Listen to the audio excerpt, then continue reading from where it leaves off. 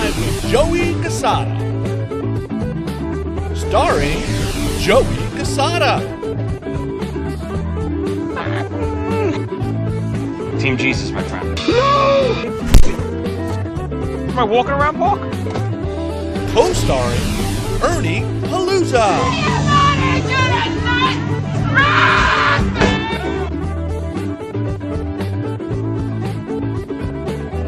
Now here's your host, Joey Cassata. All right, everybody, welcome back to Top 5 with Joey Cassata. As always, my guest host. Hello, I'm Michael Anthony. You are not Michael Anthony. You're Ernie Palooza. What's wrong with you? We have a very special guest this week. We had our good friend, Diamond David Lee Roth, all ready to do the show with us this week, but unfortunately, Dave's schedule is crazy right now with COVID, so we had to settle on Billy Z from Brooklyn. Thank you, guys. Thank you.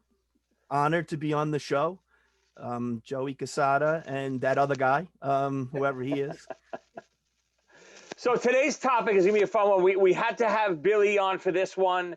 This is going to be the top 5 Van Halen deep cuts. Now, I'm not sure what that means exactly. Now, you know, we all have our definition of what a deep cut is and a rare track. And I kind of just went with, okay, these are Van Halen songs that might not be on your list, you know, every day while you're driving or your playlist or your workout list. These are some of my Van Halen songs that I love that people, I think, forget about. How did you guys kind of go about your list? I pretty much, I'll start, Ernie, if you don't mind. I pretty much went with songs that I like that I know most people don't listen to or who are not Van Halen fans wouldn't hear normally. You know, I got every song on my iPod or iPhone, I should say.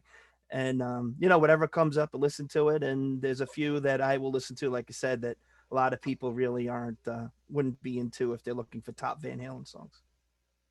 What about you, Ern? I did pretty much a similar thing where I wrote down all my favorite Van Halen songs that were not singles. And then I just kept crossing off the ones I like less than the others. So I was left with 6. I gotta tell you, like I always do. I even tried to find out, like, I don't even know what songs from Van Halen were singles. That was the hardest part for me because I'm such a big Van Halen fan. I know the catalog backwards and forward. All of the songs, none of the songs are deep tracks for me. So it was hard to differentiate the difference between the deep tracks and the popular songs. I don't even know what are the Van Halen popular songs. Obviously, we know, you know, Hot for Teacher and Running with the Devil and stuff like that. But I don't even know exactly what that means. What are the popular Van Halen songs?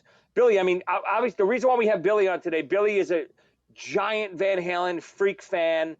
He used to make me Van Halen mix CDs, you know, back in our love days. This is one of them right here, I think, right, Bill? Yeah, that's mine. That's my logo there. That's Bill's logo. What does it say on the bottom there? BZ Records. Oh, BZ Records, back from 2005. This is a great mix. It's a good mix. Billy was a member of mine and Ernie's Hampton house for many years. Bill handled the finances of the house. I handled the drinking. I'm not sure what Ernie handled. Bill, what did Ernie handle in the house? Ernie handled crisis. You know, he was always there when everything went wrong. You know, when the garbage men didn't pick up, Ernie jumped into action. When there was a raccoon in the backyard, Ernie was the first one out there. And because I'm so even-tempered.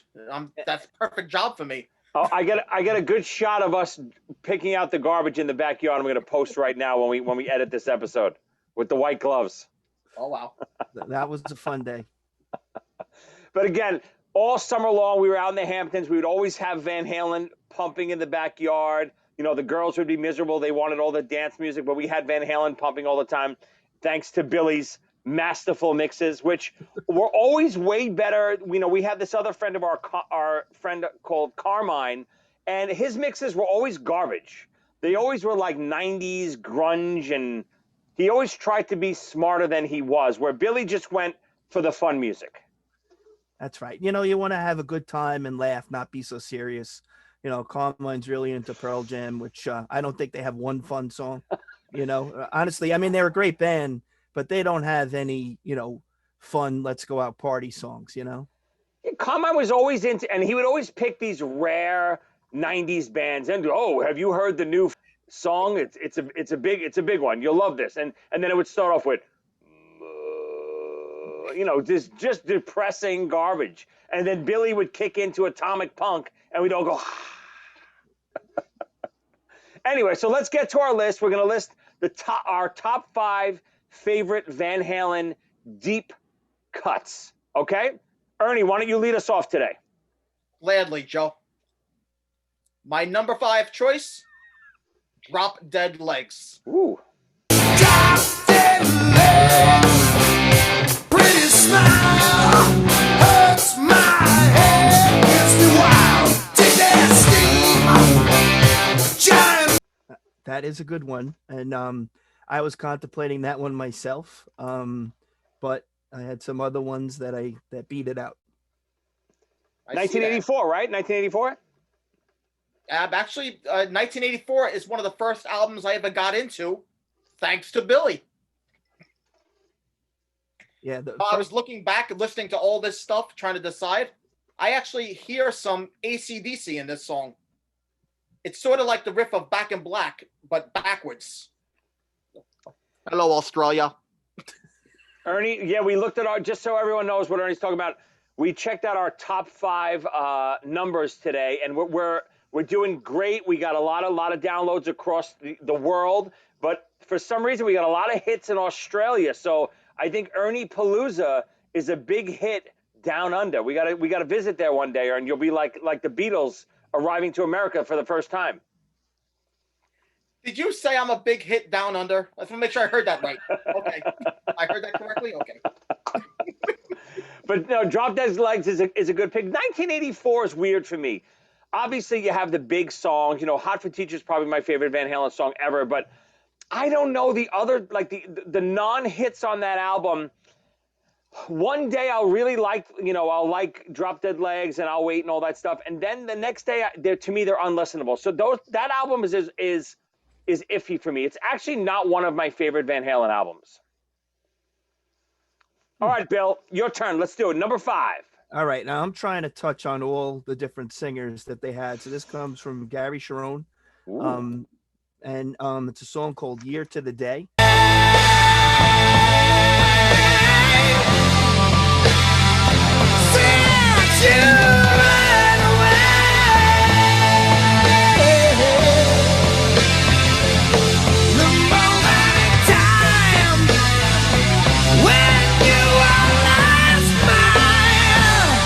It's a long song. It's about an 8-minute song, but it's got a bluesy riff to it in the middle with Eddie playing.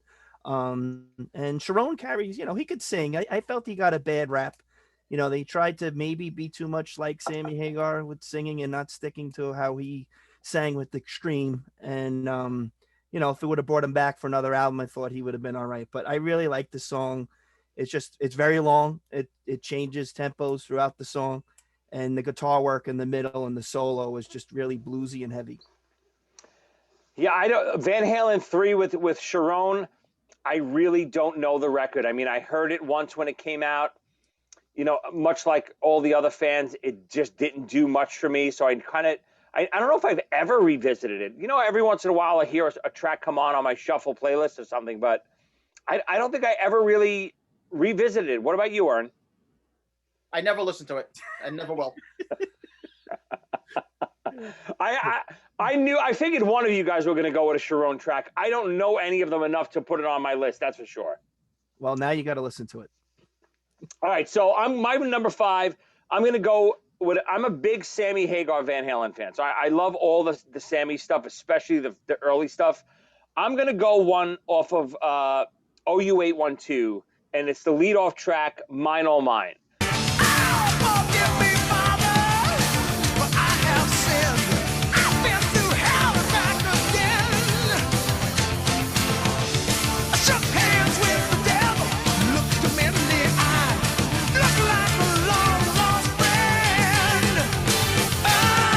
Just a a great track. So much fun. I know that whole record kind of gets crapped on a lot over the years, but I think it's not only a great record, but a great lead-off track that really gets forgotten.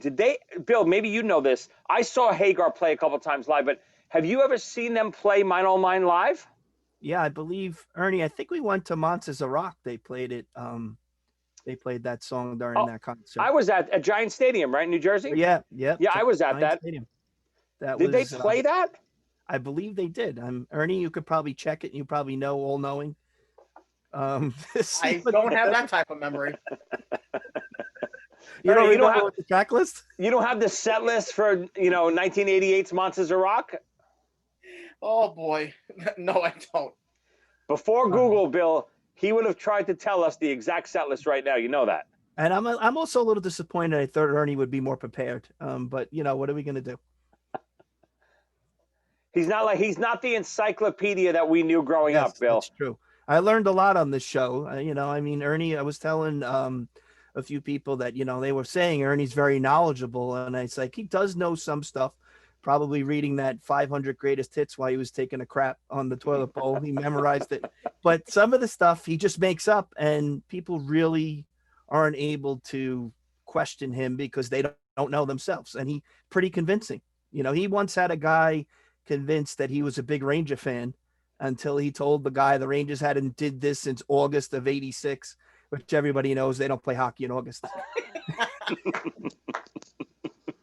Now, Bill, you got to be careful because if you insult Ernie, so a little backstory, Ernie and Billy grew up on the same block in Brooklyn, Madison Place in Marine Park.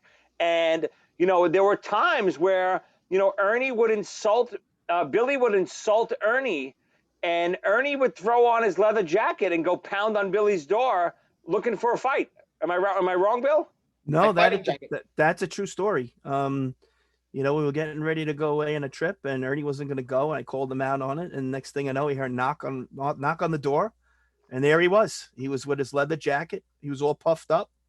And I told him if I came out there, he would regret me coming out of the door, and straightened things out. And we all went away to Vegas. Yep. On Carmine's bachelor party, who we That's mentioned earlier. With. All right, so that's my number 5. Ernie, you're number 4. Oh, my number 4 choice. Billy, I think you love this one if I remember correctly. I'm the One. We came in, I entertain you, leaving here, we aggravate you. Don't you know it means the same to me? Honey, I'm the one you love. Come on, baby, show your love. Hi, give it to me. I'm the One is probably one of my favorite Van Halen songs that I wouldn't add to this list just because it's just got everything in it. A really great riff and some vocals, and it's really fun song. See, as I said, I remember that much. Yeah, I mean, on my list of favorite albums ever, I noticed Van Halen 1 is the only party album on my list. Meaning what? Why? You don't have like fun albums on your list? My favorite albums of all time is all Sabbath, and it's more depressing stuff. It's more being by yourself, wallowing. Why? That's not you. Oh, and I was thinking of Van Halen 1. Tell me what you think about this. The Big Bang moment for hair metal. Oh, 100%. I'm an absolute believer, and I've preached this many a times, that Van Halen started 80s, rock. If you want to call it hair metal, you want to call it 80s glam rock, you want to call it 80s fun party rock, whatever you want to call it. Van Halen 1 started that, 100%. What do you think, Bill? Yeah, without a doubt. I mean, there's a lot of music that was dark and serious, and then they came out with this album, was like, hey, let's get out there, have a good time. And all their albums mostly are like that. I don't think they really have a depressing song in their catalog. Maybe some later albums, but no. But not only that too, Van Halen, it wasn't just like a bubblegum fun party rock band. They were all obviously amazing musicians. So they were well respected on that front. And then they were also these crazy partiers, girls wanted David Lee Roth and all this other stuff. So they covered all the spectrum all over the whole way. So Van Halen not only started all that, but I think did it the best too. Yeah, I like the guitar playing. He was pretty good. Yeah, he wasn't too shabby. Great pick. I don't know if Van Halen 1 is so iconic. God, is there any of those songs that are technically deep cuts? I guess that's one of them, but I mean, that album is so well known. I'm not sure. I had one on my list. It didn't make the top 5, but it was lower on the list. I would have put it in the top 5, but I just figured Van Halen 1 is so known I couldn't put it. All right, Bill, you're number 4. All right, I'm going to go with the Sammy Hagar track off the album 5150, the song 5150. Always want more. You're never satisfied. Spell one for all with you. It's only one for me. Oh, when I come alive, me too halfway. If you don't know what that means, oh, yeah. They put out a video of a live concert that they did in New Haven, Connecticut called Van Halen Live Without a Net.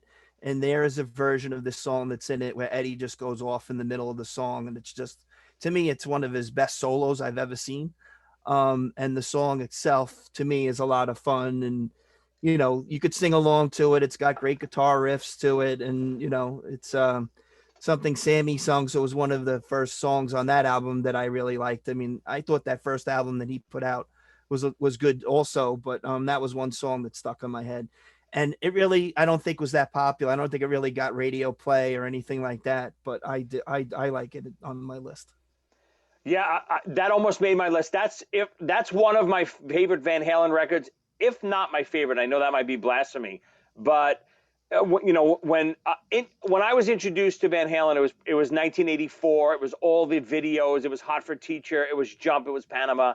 I was only 10 years old then. So by the time that was finishing, all the hype from the 1984 record, I was like 11, 12-ish when 5150 came out. And that was really my peak years of not only loving music, but starting to become my own musician, joining bands, all that stuff. So even though Van Halen, of course, was so popular with David Lee Roth, the Sammy Hagar years is what I grew up with in real time. Much like everyone knows that I'm a huge Kiss fan. I grew up with 80s Kiss. Of course, I know 70s Kiss, and I went to see Kiss when I was 5 years old in the 70s, but I didn't grow up on 70s Kiss. So 80s Kiss was kind of my Kiss, much like Sammy Hagar Van Halen is my Van Halen. So I absolutely love 5150, and I agree. Live Without a Net, that concert video was one of my go-tos every day after school. I would watch it. Yeah, I think on one of your podcasts that you were on previously, and someone had asked, you guys were picking songs between top 5 Hagar, top 5 Van Halen. I think you summed it up when you said, to me, they're two different bands. They would interchange some parts, but you really couldn't compare the two. They were two different bands. They had a different style with Hagar as opposed to David Lee Roth. I mean, some people might like one over the other, but they're definitely two different types of bands. I mean, especially when you change the singer. I mean, AC/DC was one of the only bands that did it seamlessly as far as style, meaning, Back in Black is very much like Highway to Hell. It's, stylistic wise. Of course, the vocals change, but they're still AC/DC. Whereas Van Halen really became a different band. They were totally different in the Hagar years as they were in the Roth years. So I really feel like they were a different band, musician-wise, songwriting-wise, and obviously vocally. So I really think of them as two different bands, but of course, obviously, they're still Van Halen. All right, so my number 4, one of my favorite tracks, drum tracks to play ever. I always play this song whenever I want to jam and stuff. I always go to this song, Sinner's Swing.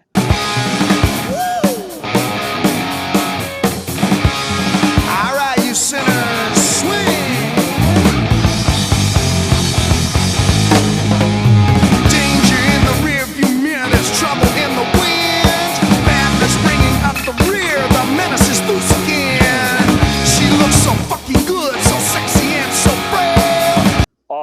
love Fair Warning. What a great, crazy musician song, drum song, great swing to the song, great feel. David Lee Roth is out of his mind in this song. It sums up Van Halen perfectly. It's just a crazy, fun song that really, I mean, obviously Van Halen nerds talk about it a lot, but you never hear that song as often as you should. You guys like that one? I'm a big fan of that song. Ernie, you got it. I would be giving away my next choice if I answer that question. Oh, Yeah, I love when I steal Ernie's picks. I love it. All right, Ern. I guess the anticlimactic number 3. My number 3 choice, surprisingly, is Sinner's Swing. Oh, Wow. I've never heard of that one. what do you like about that, Ern? Joe, do you like this one? Let me guess, you like jamming on the drums to that one, Ern? You want to know, first of all, nobody listens to Van Halen for the lyrics, in my opinion. However, this song has their most disturbing lyric, which, once again, I like the weird stuff, and it's a real weird thing where he says, she looks so effing good, so sexy, and so frail. And I don't know, there's something disturbing about that to me. I figures you would notice that. Oh, God. I've heard Ernie sing that lyric in the middle of the night in the Hamptons, Ernie, Bill, screaming from his bedroom. You know, I was talking before that there's a song that I couldn't figure out if it counts as a deep cut because I think it was a single, and it is a song from Fair Warning. That it was Coming Mean up? Street. Oh, wow. I mean, I don't consider Mean Street a deep cut, but again, I'm a bad person to ask what a deep cut is because obviously I think the mainstream person doesn't know Mean Street, but Van Halen fans do, of course. I had a tough time. I had to leave it off the list. I decided eventually it's not a deep cut, but I really wanted to put it somewhere on this list. I got a fun Mean Street story. So I was in Jim Brewer's band for a while, and we were doing shows out in Long Island. And we would always do either this whacked out crazy version of older songs or AC/DC, or we did like a heavy metal Gilligan's Island one night. And one night, he had the idea of let's do Mean Streets, and in between like the choruses, I'm gonna tell this crazy story about how I grew up on the mean streets of I think he grew up in New Jersey, but I'm not sure. But he told this story, and we rehearsed it once or twice, but we barely rehearsed with him. It was all improv. And all we knew was we were going to play the chorus, and then during the verses, we would get really low while he told this story. Now, drummers who know Mean Street, it's like this 16th note pattern. It's like a weird pattern. And, we had to get really quiet while we did the verses so he could tell this story. He didn't tell us that the story was going to be about 30 minutes. So we're literally vamping this song as quietly as I can for 10 minutes at a time. And then when he would end that bit of the story, we were supposed to kick into the chorus. My hands were cramping up like gargoyles. And I would have to try to get back to the chorus and then go back down for the verses so he could tell the rest of his story. It was just crazy. One of the hardest things I have ever had to do, a 30-minute version of Mean Streets with Jim Brewer.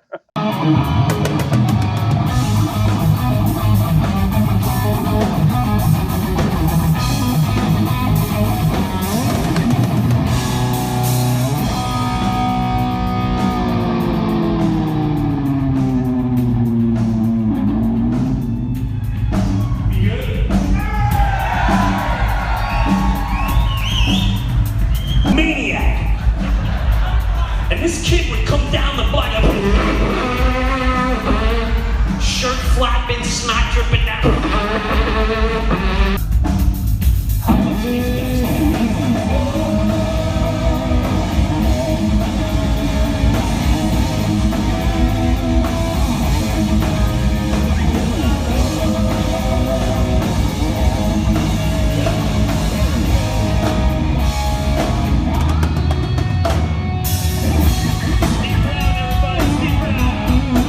With 16th notes? Oh, well, Michael knows a lot about that now, and I've been teaching him that. Yeah, That's I got Ernie's no idea son. what that means.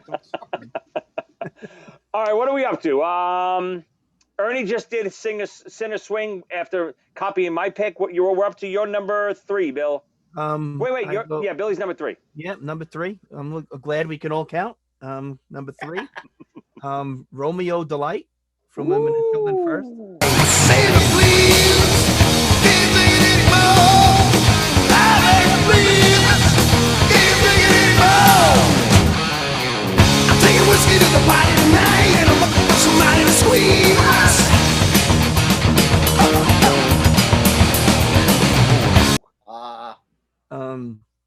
Just love the way that starts off, and the whole song is high tempo, and it's just a lot of angriness, a little bit, with the beat and stuff like that. It was almost on my list. It was going to be my honorable mention. I'm going to switch it now just because you mentioned it already. I like to mix it up like that, but that one has one of my favorite Van Halen lyrics of all time. I'm taking whiskey to the party tonight, and I'm looking for somebody to squeeze. I mean, I can't tell you how many times I used to scream that on the way out when we used to go drinking and stuff like that. What a great, great lyric, fun song. Again, it's just pure Van Halen, Roth Van Halen is just absolute fun at all times.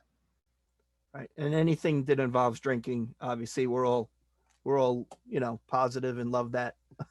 Especially our good friend Tommy, which I have to give a shout out because he mentioned me in the last podcast. I'll edit that out. Don't worry. To the party tonight. Yeah, Tommy took a lot of things to the party. Tommy didn't care what he took as long as he took something with him, and he finished it on the way. There was nothing left for the party. Great pick. So I'm going to go right along the same line as that. I mean, all these songs to me are interchangeable. Sinner Swing, Romeo Delight, and I'm going to go my number 3 pick, Bottoms Up. Come on, baby. Bottoms up. Come on, baby. Bottoms up. Come on, baby. Bottoms up. Come on, baby. Bottoms up. From Van Halen 2. Again, right along the same lines, so much fun. There's a breakdown chorus where they kind of like break it down and they start going, baby. And they just start, David Lee Roth, you can hear him in the take. He's laughing and he's kind of improvising. It just sounds like they're having so much fun in the studio recording. And trust me, I've recorded so many things. That's hard to capture. Because when you're in the recording studio, you're trying to be perfect. You're trying to do things the right way. The producer's making sure everything you're doing is perfect. These guys sound like they have a bottle in their hand and they're just singing backup vocals. And David Lee Roth is goofing around. And they kept the take. That's what's fun about Van Halen. You can hear how much of a good time they're having, even while they're recording the songs. And let's not forget the double entendre of the title. What are you trying to say? Oh, never mind. Ernie's always pointing out the obvious and craziness. Ernie's deep. He looks into the lyric rather than at the lyric. Hence deep cuts. All right, so we're moving on to our number 2 deep cut. Ernie. My number 2 choice, In a Simple Rhyme. Another good one. You think you got the interest? Come on and take the time. 'Cause you know I wanna be yours in a simple rhyme. One of their best. A missed opportunity for a single, in my personal judgment. Don't know what they were thinking. Interesting song all the way through. One of my absolute favorites by them. I agree with Jaron. That could have been a single for sure. I mean, it's catchy. It's fun to sing. Not that I could sing, but with the radio on, I sound good. Really, turn it all the way up. Yeah, I always thought that. I mean, I know it's a deep cut and stuff, but Van Halen fans know it. I always thought it was an overrated deep cut. I remember one of their last tours when it came about that they're playing in a simple rhyme. Oh my god! I was like, I could care less about that song. It means nothing to me. Much like I disagree with Ernie's picks all the time. Not a great pick, Ern. Okay, drummer. What?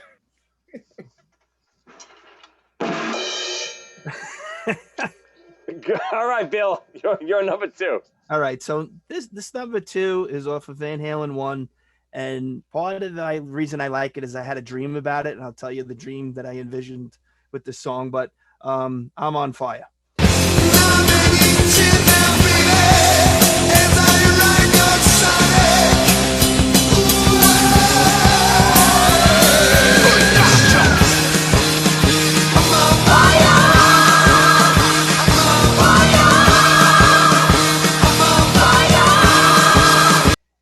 You know, I just really love that song. But I had this dream one night that I woke up that we were all in a band, me, you, Joey, and Ernie, and Tommy. And the video was we were in a fire truck, and it was one of the fire trucks with a steering wheel in the back. So you were in the back, Joe, with the drum riser and the drum set, and me and Ernie were on these platforms to the side, and Snyder was driving the truck, screaming, "Fire! I'm on fire!" And that was the video. We were going to a fire to put out the fire, and when we got to the video, we just all got off with beer and alcohol and ran into the fire. It was a big party. That was no dream. I think that might have really happened, Bill, one night in the Hamptons. There's a chance that happened. It's possible, and I had the dream more than once, so I was always hoping, you know, maybe one day we can film that. Listen, during COVID, if we have time, I say we just do it. We get together, we light. Maybe we go to Carmine's house, we light it on fire, and we just do it. We film it. We just get a fire truck, we'll roll into Carmine's, drink all his beer, and head on home. All right, Bill, that was your number 2, right? Yep.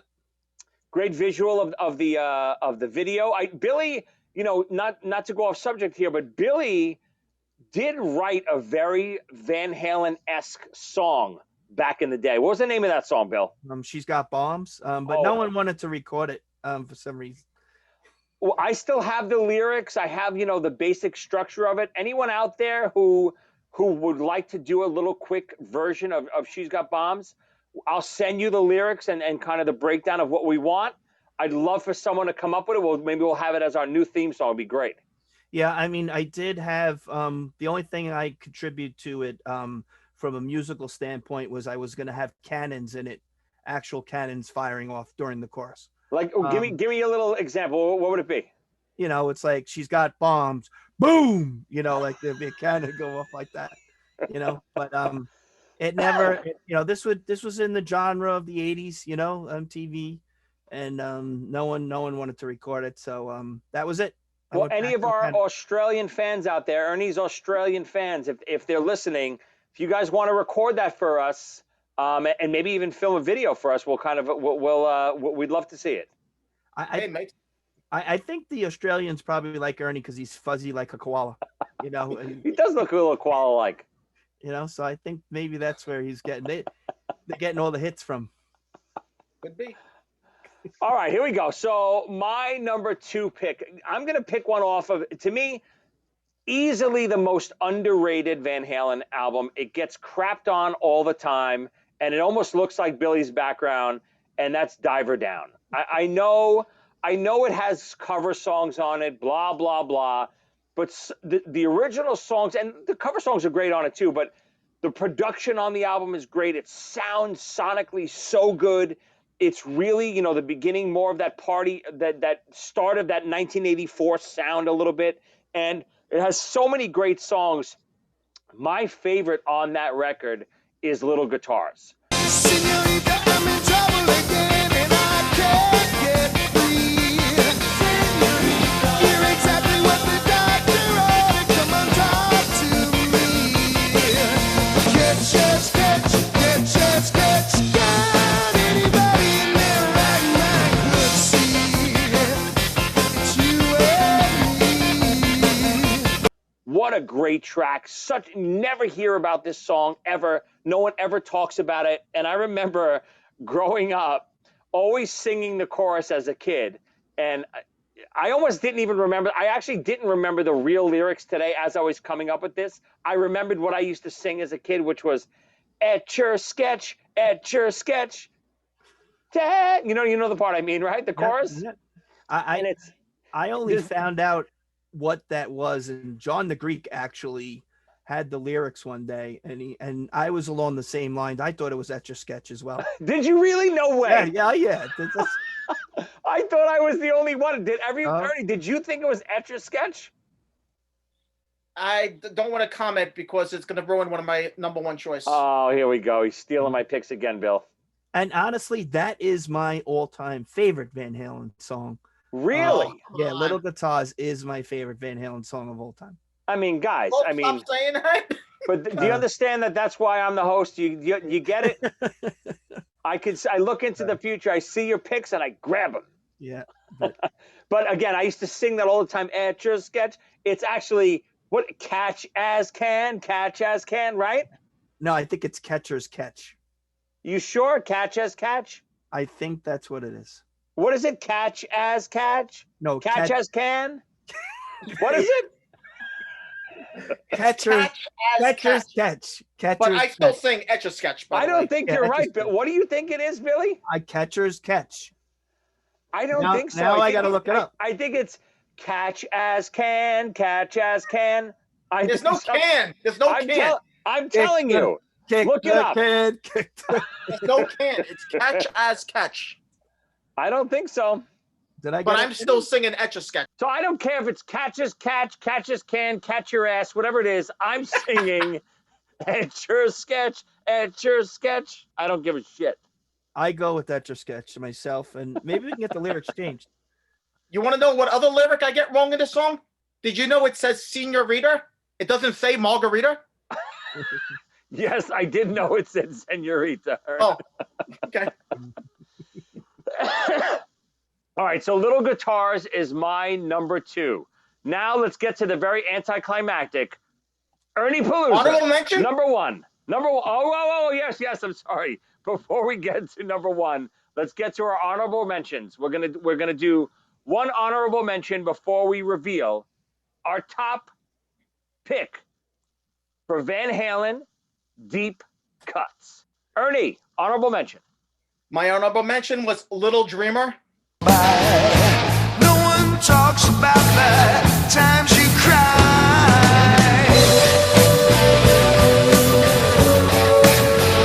A little dreamer.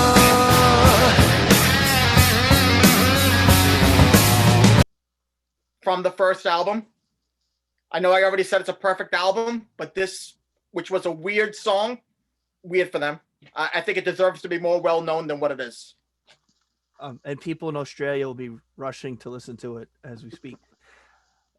What do you think your fan base in Australia is going to be called, Ern? The Ernamites? Ernamites? Ernemite sandwich? Ernaroos. Yeah, listen, Little Dreamer, great pick. I just don't, again, anything off that first record, they're just so, to me, it's probably the best Van Halen record. But it's just so popular, that first record. I don't know if any of them are considered deep tracks, but I get it. All right, Bill, what do you think? Honorable mention. Honorable mention. I'm going to cheat and go with 3. Light Up the Sky. Light Up the Sky. Atomic Punk. And I like House of Pain from 1984. 84.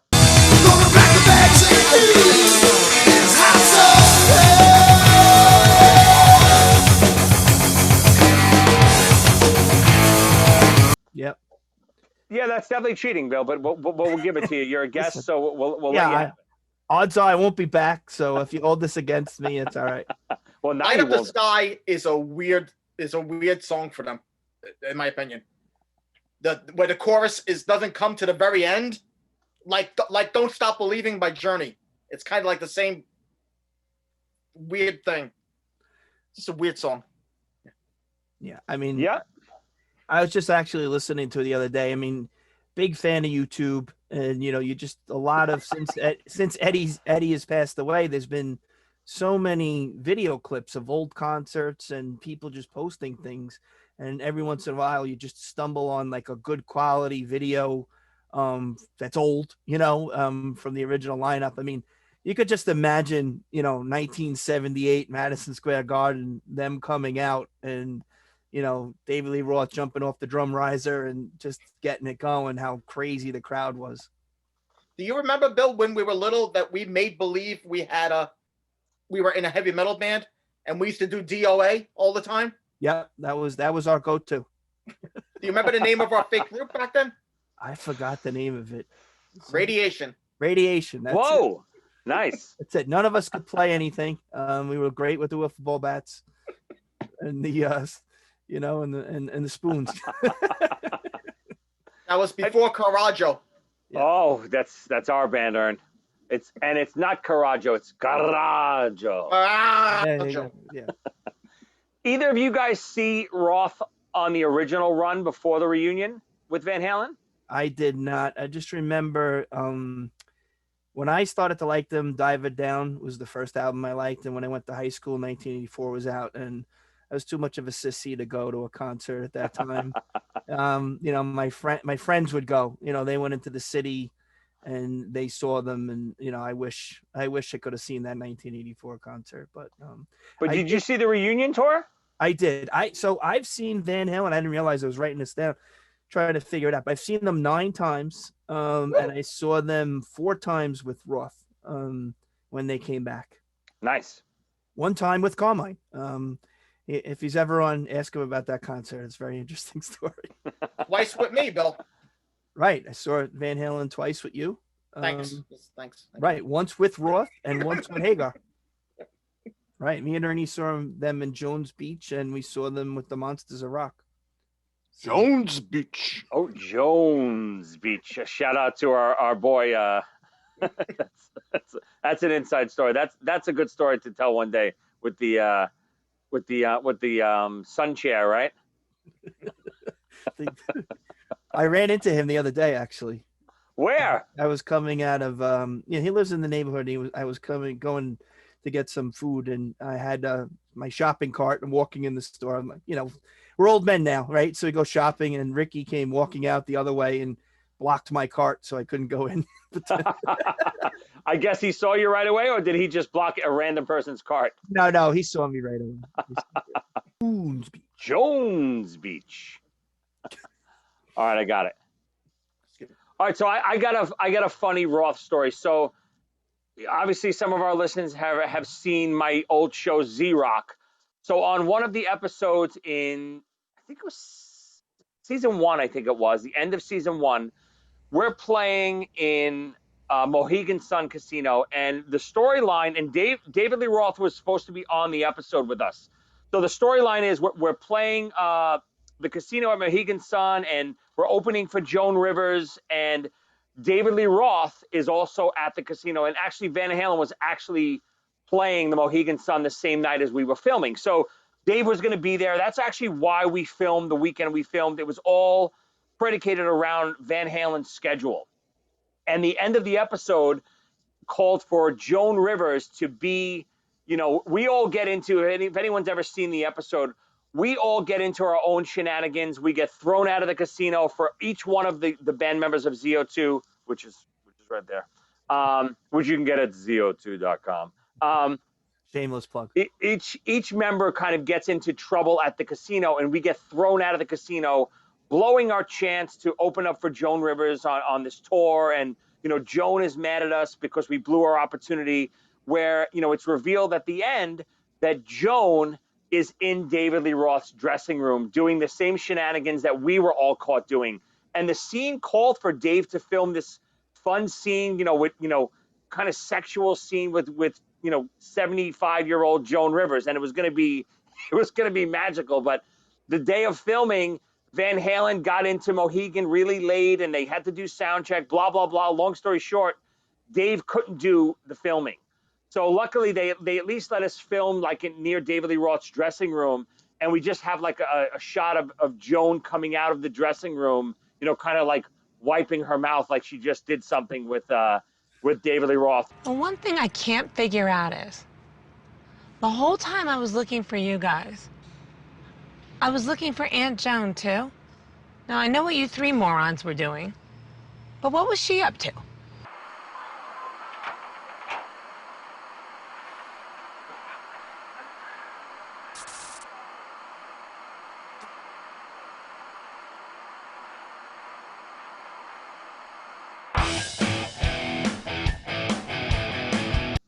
luckily right after filming that episode, we all had tickets to go see Van Halen that night because they gave us front row tickets and backstage passes and all the stuff. But filming ran so long, we were literally at the end of our day of shooting, and Van Halen was like, they must have had maybe 2 or 3 songs left in their set.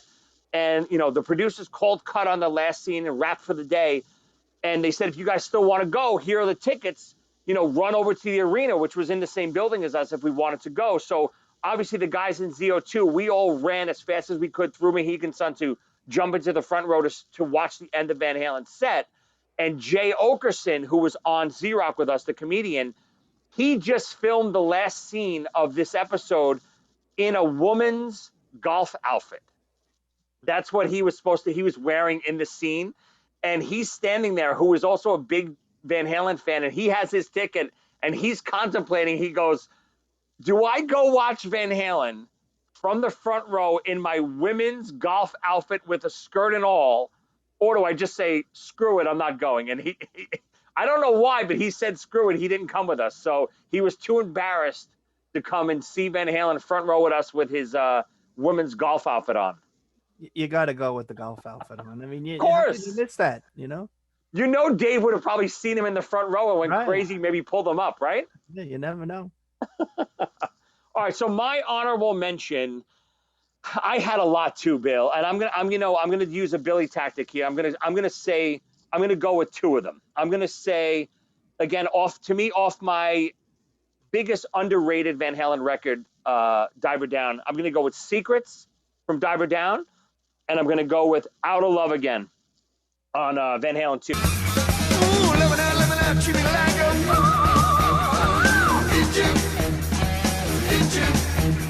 I'm gonna do an only king and make my satin blue. I think they're just, Secrets is a great underrated, another one of those underrated Diver Down songs, and Out of Love Again is just one of those sick musician songs, so much fun, crazy party, type songs. So we all could have listed 20, 30 songs here. It's so easy to go through the Van Halen catalog and kind of come up with these underrated songs. But let's get back to our list and reveal. You want to know what's amazing though about Secrets? Yes. David Lee Roth actually sings. Yeah, you're right. It's true. I think that's one of the things. Obviously Van Halen was a great live band, but I think over the years, I'm not in love with David Lee Roth Van Halen live. Any clips that I ever see of them, even when I've seen them a few times live, he just doesn't sing. He kind of like walks around the vocal and then scats a little bit of the vocal, and he's off time on the vocal. When I go see a band, I want to hear the songs as is, and Dave just doesn't sing. He's like lazy with that, I think. And I think, there's parts of a concert where he does sing and you're like, oh, listen to this little stretch. And then he just goes boasty bop, and does all that wacky stuff. And, he yells out, I forgot the lyrics, and look at all the people here tonight. He does those things. And he's the only one that could get away. Yes, but he's the only one that could get away with that. You know what I mean? Right. They're still revered as one of the best live bands ever, where Dave never sang. Even though the band was always so tight, Dave was all over the place, but it was such a good time and a party, he got away with it. Oh, without a doubt. I mean, they put out a live album from Japan on the last tour that they were at, and you listen to that and you just want to listen for comical relief, in between him talking, he starts talking Japanese and just going off on different things, so it's typical David Lee Roth, which was frustrating to me sometimes when you wanted to go see them because you enjoying the song and like they're playing and he's just babbling over, what they're trying to do or their lyrics. So, that was one of the things that does save them when they're live is they do have good background vocals. Even when Wolfgang joined the band, he wasn't Michael Anthony with the backing, but he can hold a note. And that's all you really got to do, I think, with the background vocals, not being in a band, and I don't have any. I can't hold the note. But you're right. That's the difference between bands like Van Halen, who when they play live and then the chorus comes and David Lee Roth just sticks the mic out to the crowd, Michael Anthony or even Wolfie, and Eddie too is an underrated background singer. They had such big choruses, and they were the ones that carried the choruses on the records too. It's not Dave singing the choruses. It's always the Michael Anthony background vocals. And, that's the difference between them and bands like Rat. And, when Vince Neil from Motley Crue sticks out the microphone, he doesn't sing and nobody's singing the chorus. There's just no chorus. So I think Van Halen gets away with it because of that. That was a good point out. Maybe we will have Billy back, Ern. Ernie's not saying anything. I don't know. Nope. Oh, ooh. Well, I give a shout out to you every week, Bill, but Ernie's in charge of the editing, and he always edits it out. That's what I heard. And I was talking to Ernie, and I asked him, what's the cut? How does this work? And I said, is it what, like 99% Joey, 1% Ernie? And then Ernie, I brought that up to Joey, and Joey's response was, I was totally wrong. It's 100% Joey, nothing to Ernie. Ernie gets all the Australian currency. That's it. That's it. What get all the koalas, whatever it is there. The Ernamites. I like that. The Ernamites down under. All right, Ern, here we go. Your number one pick for the Van Halen deep cut. Come on now. There was no other choice. Little Guitars would have been my number one for any list concerning Van Halen, deep cuts or not. Really? It's your favorite Van Halen song, period? Their greatest moment. Cow. And up there with Dance the Night Away and Jump as their greatest pop tunes. Obviously, Ernie has good taste. Well, I knew that for a long time. I love the songs that I love. You love the songs that make the whole world sing, Ern? Yeah. I think my taste is better than anybody else's. Just the songs, my favorite songs, I love them. Oh, that's a strong point. It's funny when I said Little Guitars as my number two pick. Again, what I said earlier, I don't know what's considered popular and what's considered not popular in the Van Halen world so much because I just know the catalog so well. I would have never guessed both of you going with Little Guitars. I'm so happy that I said it number two. That's great. Bill, what your number one is the same? No, it's not my number one because I didn't feel that was like a deep cut for whatever reason, because it does get some radio play now and then. I did go with one of your picks that were off the list, but Out of Love Again. I like that, and it's a lot of fun, great drum beats in it, even though I'm not a big fan of you, but there's a lot of good drum beats in it, and guitar riffs, and it's fun to sing, and I sound great when I'm in the car and torturing my children to Out of Love, and believe it or not, what's a great thing about liking this music and having Hair Nation, my kids are forced to listen to these songs, and as much as they hate them, I do hear them singing them later on in the house, which makes me laugh. Bill, we can't just heads up. We can't mention Hair Nation. They're not an official sponsor of Top 5 with Joey Cassata, so we're not allowed to mention them. So not yet. Not yet. Exactly. Hair Nation, if you're out there, if you want to be a sponsor for Top 5, just send your checks to thisonline.com. Right to Australia. No, great number one picks. My number one pick. Again, I don't know if it's a deep cut or not, but I absolutely love, like I mentioned before, the 5150 record. It's up there. Really, it really is up there with Van Halen 1 for me as my favorite Van Halen records. And there's so many songs on it that I could have gone with, but I know a lot of them were big tracks. But this one I don't think was a single, and I'm gonna go with Best of Both Worlds. Something reached out and touched me. Now I know. Oh, I want the best. Wherever, honey, I know what it's worth. If we could have the best. Where we have heaven right here on earth. Woo! Just a great song. Great version of it on the Live Without a Net bill that you mentioned, the DVD home video. Killer version on there. Just a great song. Again, I could have gone with any Summer Nights. I think, was that a single? I think Best of Both Worlds was a bigger single than Summer Oh, Nights. was it a single? I don't Yeah, I don't I think don't so. know if they were It single. had I a don't music remember video, them. Did so it Best had to of be a Both? No, single. but Best of Both Actually, Worlds had a video. no. See, actually, Ernie, in going into the first album, they only released one official video other than the live video, which was Dreams, which they allowed the I forget the name of the group, but they let the Navy, the Thunderbirds or the Blue Angels, actually it was, use that song in a promotion video. But they didn't put out any videos. They were trying to take the stance, "Oh, we're too cool for videos" for that album. I do remember something like that. I think I stand corrected. I was thinking of Top of the World probably. And I think the only video that I remember seeing for Best of Both Worlds maybe is like the Live Without a Net version, right?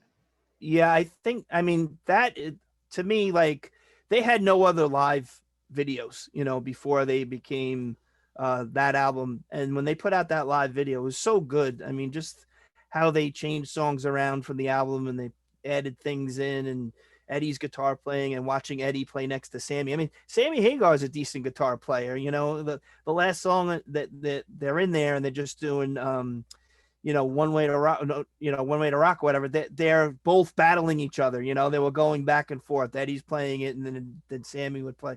So it was really a fun video to watch. It's on YouTube a lot, that's for sure. Bill, on that, I think I just read this recently. The DVD opens up with that song. I read that they didn't really open with that was edited that way. Is that true? I don't remember. I saw that tour and I don't remember. I vaguely remember that they kind of played that towards the end. Right. That they didn't, I think they didn't put that DVD in order, like it wasn't a straight through concert film that they edited. I think they filmed 3 nights. They picked the best videos, but then they changed the order. Like they weren't in that order unless they played another night, where they But isn't it crazy that the first home video they release after Roth, they open it up with a Sammy Hagar solo song? Yeah, I mean, in there as well is, they did I Can't Drive 55 is in that right video as well. So they kind of grabbed some of his music. But yeah, I mean, if that is the opening, and I can't really say offhand, but if that is, it is kind of funny that they would throw that in there first. But I don't recall the track order on the DVD. So again, that was my number one, Best of Both Worlds. Again, I don't remember it being a single, but I just wanted to kind of, the thing I love about this show and kind of discussing topics, not only getting to talk to, morons like Billy and, our guest a couple weeks ago, Tommy, and maybe we'll have Carmine, who we mentioned a couple of times, maybe if he pays me enough, he's allowed to be on one of these episodes. But not only just talking to you goofy bastards all the time again, but kind of like just bringing up stuff that people either forget about or it just creates discussion. I love that 5150 record so much that, I love any chance I get to bring attention to it for the Van Halen fans who don't necessarily know it that well. Like I know a lot of young kids, even kids that I teach today, don't know anything about Hagar Van Halen. All they hear about is, Roth Van Halen and the first record in 1984. They might not even know anything in between. So I always like to bring attention to stuff like this. And then I love to hear people always post and send me emails of their top 5 lists, whatever we're talking about. And I love to hear people's opinion. Bill, I'm sure you maybe saw the episode we did a couple weeks ago on underrated hair metal bands. And, both of our number one picks were Enough's Enough. I have a feeling, that might have been your number one pick too, right? Without a doubt. I mean, they're just between us as a group of friends and people like my wife, like I had an Enough's Enough CD when we first started dating and put it on, and then she became a big fan. So they are just completely, to your point, the most underrated band, a band that had terrible luck. I mean, they were supposed to be on the Jerry Maguire soundtrack. The song is in the movie and they dropped it from the soundtrack. And it's just What song? I forget which one. It was on. What is it? From Animals? What album? No, I think it was from the second album, but it was supposed to be on there and it is in the movie and they dropped it from the soundtrack. So there was just like, just like a mess of a band that just didn't get the breaks, you know. I mean, and it's interesting to show how talented they are, you know, and most people who do listen to and like them, except for Carmine. Carmine really doesn't like them. I think he's just saying that, but Carmine does not like them. But most people who do listen to them, and you know, the point that you made about Cheap Trick and Beatles mix was excellent. I hate to admit it, but pretty dead on, you know, as far as coming up with the scenario, trying to, you know, classify the music. But that's what I love, bringing stuff like that. Like so many people reached out to me, never heard of Enough's Enough, or only knew, you know, Fly High Michelle or a new thing, and kind of dove into Enough's Enough. And I've been giving them suggestions, you know, over the weeks, and they've been telling me some bands that I never heard of. That's the discussions I love to talk about. I love to hear, like, I'm sure there's no Van Halen songs that people are going to come up with that I haven't heard before, but I do love to hear their choices of what they like. You know Yeah, what song almost made my list, which, you know, in honor of Billy being on, is Beat it. Big Bad Bill is Sweet William Now. Yeah, and that was actually played at my wedding. It was one of the tracks at my wedding. But you know, like any like the lists and the way the show works. I mean, any of these conversations, you know, we've all been in the car and take a long ride somewhere, and this subject come up. Well, what's your favorite this? What's your favorite that? You know, just to kill time. And you know, it's fun. Like you said, you probably get a lot of feedback from people who have their opinions on what their favorites are. So it is definitely fun topics. A lot of our fans mention AC/DC a lot for some reason. I don't know where they're from. Exactly.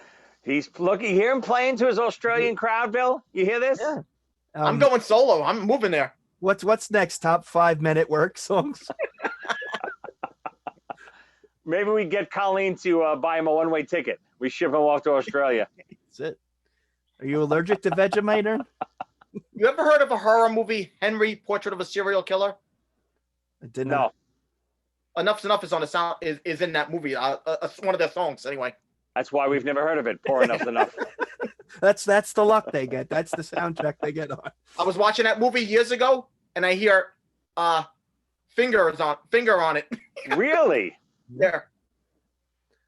You know, I still can't believe that they were on the they're in Jerry Maguire, but they took it off the soundtrack. Incredible. right. And I remember just, you know, they've been on, so you guys mentioned they were on Stern a lot, you know, and they were just talking about tough breaks that they had. And that was one of them. You know, you don't make you're in the movie, but you don't get on the soundtrack, you know. So yeah, that's what I love to do stuff like that. Talk about, like you said, Bill, perfect conversation piece of, you're in the car. Hey, what's your top 5 Van Halen songs? What's your top 5, you know, movies? What's your top 5 this? It's just an easy subject. I didn't want to be pigeonholed. You know, I'm a big Kiss and wrestling fan. I didn't want to always talk Kiss. Didn't want to always have to talk wrestling. There's going to be wrestling episodes. There's going to be Kiss episodes, but there's so much more, especially like pop culture, 80s stuff to reminisce on that, you know, all of us love. And like I said, I love to get you morons on. We had the Dr. Tom Snyder on a couple weeks ago, which was fun. Drunken Stories. well, without a doubt, he is the number one person to have on for that subject. I couldn't have picked anybody else in the world, but for him to be, you know, be the expert on that, without a doubt. Well, that's why we wanted Big Bad Bill for the Van Halen episode. But that, guys, this is a fun topic, fun episode. Great lists. I love that I stole a couple of Ernie's before he gets a chance to say them. That's always my goal every week. If I could say mine before Ernie's and he gets mad, I love it. That's what I love to do more than anything. And I'm happy I succeeded this week. Well, you did. And guys, thanks for having me on. It was fun. You know, I see Ernie all the time because he just shows up at my house uninvited. But, you know, he's a good friend. So are you, Joe. It's been a while since we all hopefully get to hang out with each other in person sometime. Maybe we could all be on the same screen. Listen, I'd love to have, you know, I tried to, you know, we're in a text thread with Carmine, and I tried to get you two to put together a new mix CD, and we would judge to see who would have the best mix CD. I would love to have you and Carmine on top 5 best driving songs for on a CD. Mix top 5 driving songs. See what you two can come up with. You know, Carmine's, you know, songs will have us driving off a cliff. They're so depressing, probably. I'm surprised you didn't I'm have in- somebody get me a doctor, Joe. You know what? It was on there. The only reason I didn't put it is because it was so we used it so much in the Tommy episode. I figured, all right, everyone knows I like that song. It's a great song. I said there's so many other Van Halen songs I can talk about. If I could bring attention to other ones and steal your picks at the same time, I succeeded. Yes, it's a I'm win-win. looking at my almost hads. What are we gonna have? Could This Be Magic? Woman in Love, Dirty Movies. Hear About It Later. Yeah. Push Comes to Shove at one time. Could this be magic? Or could this be love? Could this turn tragic? You know that magic often does.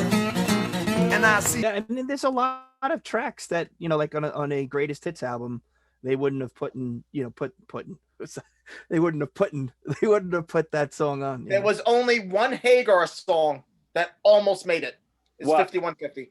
The only one, and even that didn't make it. But that was the only one that came close for my list. What are your two favorite Van Halen albums? Van Halen 1 is one of the greatest albums by anybody, let alone Van Halen.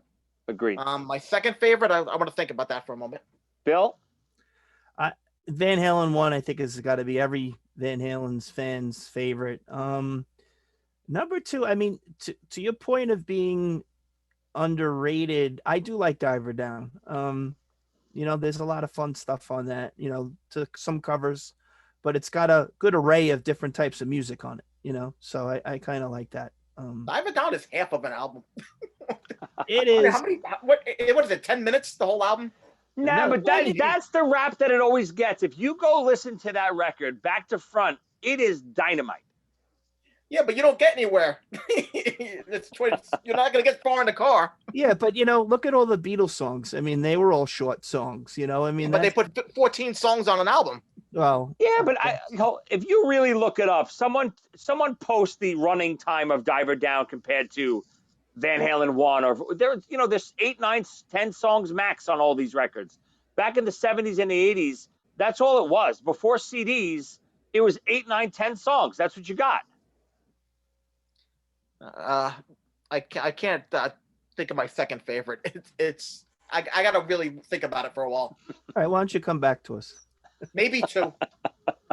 Yeah, Van Halen, I think 2 is under. I believe it or not, I think as much as I love it, I think Fair Warning people overrate a little bit. It's a great record, but I think it's a smidge overrated. Like a lot of Van Halen nerds pick that as their favorite record. It's their darkest. It's the angriest album. Yeah, that's true. You know what? David Lee Roth actually asked Eddie Van Halen to write a reggae song, and that's where Push Comes to Shove came from. Does anyone have confirmation of this, or do we have to Google it? No, we have to Google that. And really? Reggae man. Billy, I want to know why, as a guest, you have this amazing background, and then my co-host has the board with the small little writing of top 5 with Joey Cassata on it. I really hope that I'm hoping twice.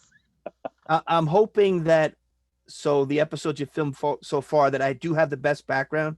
I tried to come prepared. I even wrote things down, on a piece of paper here. So hopefully, I get some credit for the background. Your background is fake. Ernie, I don't know what your background is. I really don't. I don't even know where you are. It doesn't even look like your apartment. This is my at least it's real. It looks like a men's bathroom. To be honest. I was just gonna say, I would almost guarantee it's a bathroom somewhere, a rest stop somewhere along the road. This is my classroom. Here's my graph paper. Yeah. It looks like a Target. Bill, maybe we'll have you back for underrated TV shows through the years. I have a feeling our number ones will all be the same. Probably. And, maybe I'll come back and battle Carmine with, we can have our CD off. Give the challenge right now. Give it to him. Let's see if he responds. Yeah, let's see. Who knows if he's watching this, but if he is, I'm coming to get you, Carmine. All right, everybody. That's it for this week's episode. Right. Please post your top 5 deep tracks from Van Halen. We'd love to hear them. Let us know what you think of our tracks. And you can send emails to top5withjoeycassata@gmail.com. All of our Australian fans, especially our Ernamites out there, send us some fan mail. Ernie would love to hear from you. And if you guys, anyone wants to write Billy's song, what's the name of it again, Bill? She's Got Bombs. If anyone wants to write that for us and kind of we have the lyrics, Billy has the lyrics, please come up with some music for us and record it, and we'd love to use it maybe as our theme song. All right, boys. Thanks for being on, Bill. Love to have you again. All right. Thank you, guys. See you, boys.